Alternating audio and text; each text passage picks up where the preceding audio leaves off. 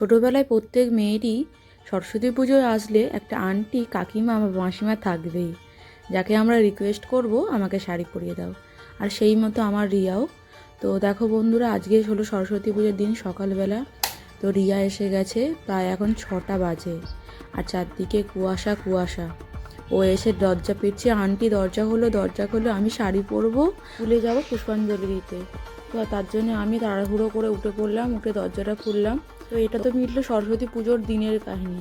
তো তার 1 মাস আগে থাকতে আমাকে বলে রেখেছে, আন্টি তুমি আমাকে শাড়ি পরিয়ে দেবে, আর তোমার ওই আমি লাল শাড়িটাই পরবো। তো সেই মতো এসে আগে থাকতে শাড়ি নিয়ে গেছে।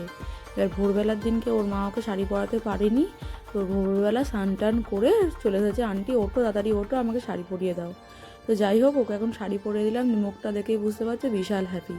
তারপরে আমি চলে গেলাম বাথরুমে, কারণ আমিও দেবো পুষ্পাঞ্জলি। তাই তাড়াতাড়ি গিজারটা চালু করে নিলাম আর স্নান সেরে নিলাম। বিশাল ঠান্ডা লাগছিলো, কাঁপ ধরে গেছে। তো তারপর এসে চুলটা ভালো করে মুছে নিলাম। আর যেহেতু শ্যাম্পু করে স্নান করলাম, তাই পুরো চুলটাই ভিজে গেছে। ওকে শাড়ি পরাতে পরাতে আমারও দেরি হয়ে গিয়েছিলো, শ্যাম্পু ট্যাম্পু করতে গিয়ে আরও দেরি হয়ে গেছে। তারপর ঝটাপট আমি একটু সকালবেলা, যেহেতু শীতকাল, তাই একটু ময়শ্চারাইজার আর বডি লোশন লাগিয়ে নিলাম। আর চুলটাতে একটু লাগিয়ে নিলাম সিরাম। দেখো আমার সমস্ত কিছু নর্মাল সেট আপ রেডি। তো চলো এবার আমি রেডি হই। তো এই হলো আমার শাড়ি, গয়না, জুয়েলারি সমস্ত কিছু রেডি করে নিয়েছি। আর এরপরে তোমাদের রিলস ভিডিওটাও অবশ্যই দেবো, তো ওটা তোমরা শর্টসে অবশ্যই দেখতে পাবে। তো এখন আমি শাড়িটা পরে নিচ্ছি। আর দেখো এই লাল শাড়িটা কত সুন্দর, এটা আমার কার্তিক পুজোর পাওয়া গিফট। তো এই শাড়িটাতে আমার খুবই প্রিয় একটা শাড়ি।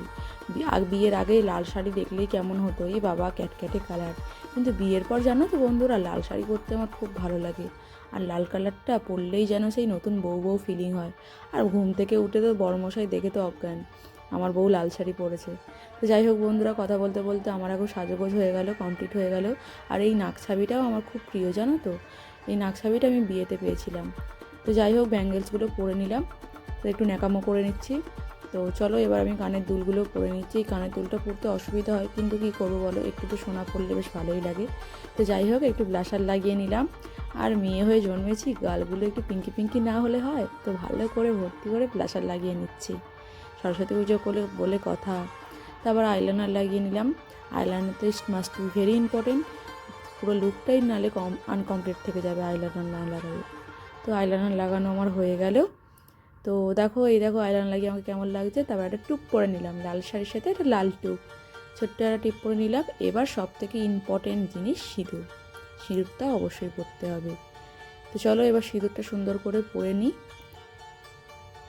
আর দেখো 1 মিনিট অপেক্ষা করো, সিঁদুরটা পরার পর দেখো মুখটা কত সুন্দর লাগছে। সিঁদুর পরলে সত্যি বাঙালি মেয়েদের অনেক সুন্দর লাগে। তারপর যাই হোক, আমি তো পুরো রেডি। আর এদিকে ঘড়ি দেখছি আর আমি রেডি হচ্ছি। তো চলো আমি ফাইনালি রেডি হয়ে গেছি। তো চলো ভিডিওটা এখানেই শেষ করছি। তো বাকি কথা আর বাকি কী করলাম না করলাম সমস্ত কিছু পরের ভিডিওতে তোমার সাথে শেয়ার করবো। অনেক দেরি হয়ে গেছে, টাটা।